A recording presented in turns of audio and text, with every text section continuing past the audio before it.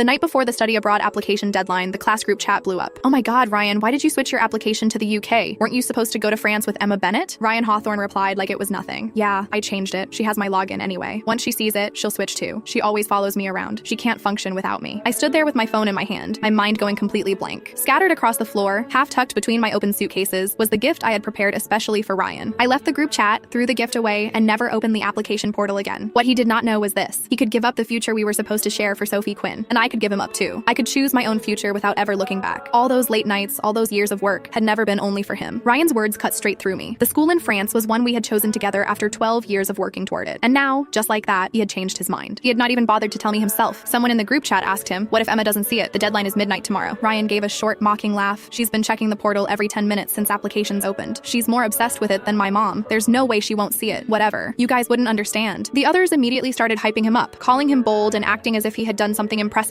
Then someone else asked, "But what if Emma doesn't switch? Isn't the school in France better for her?" Ryan went quiet for a few seconds before answering, his voice suddenly colder. "Bullshit. Emma has separation anxiety. Last time we went one day without seeing each other, she dropped everything and came looking for me. This time, if she doesn't follow me, she won't see me for 3 years. To her, I matter more than any school. She'll choose me. She definitely will." The chat went silent after that. After a long moment, someone spoke up carefully. "Ryan, isn't that kind of unfair to Emma? We all know how hard she worked for this. You should at least tell her." Ryan clicked his tongue impatiently. It took him a while to answer. "Too much trouble. I don't want to deal with it. You all know how Emma gets. If she finds out I changed it because of Sophie, she'll cry until my head explodes. Better not to say anything. Saves me the headache." The group chat came alive again. Fair enough, Emma's great and all, but compared to Sophie, she's still missing something. Ryan really does have girls wrapped around his finger. Their jokes almost crushed me. I wanted so badly to call him, lose my temper, and demand an explanation, but my finger hovered over the screen, and I could not make myself tap his name. In the end, I simply crawled into bed in a daze. I stared at the ceiling as my thoughts slowly scattered. How could someone change so completely? Back when we decided to go to France, the two of us had studied French until we broke down crying in each other's arms, but neither of us had ever thought of quitting. Every time we felt like we could not keep going, we would pull up a picture of the Eiffel Tower and tease each other until we found the strength to continue. The day we received our offers, we laughed and cried at the same time, thinking all the suffering had finally been worth it. But now, when the future we had dreamed about was finally within reach, he had shaken me off and run towards someone else. Honestly, if he had wanted to change his plans, I would not have blamed him. But why couldn't he have told me? In his eyes, was I really that unimportant? If I was such a burden to him, then what was the promise he had made when he proposed to me so carefully that night? Had the hour been too late, the lights too dim, for him to know who was standing in front of him? I wrapped my arms tightly around myself, hid in the dark, and sobbed without holding back. The truth was, I could live without him. I did not have separation anxiety at all. Ever since we were children, whenever he and I chose different schools or different classes, he would become moody for no clear reason. He only calmed down after seeing me, so I had kept walking steadily along my own path while bringing him with me. Ryan was right about one thing. I had always included him in the future I imagined for myself. When it did not harm my own prospects, I was willing to pay the price for loving him. But that did not mean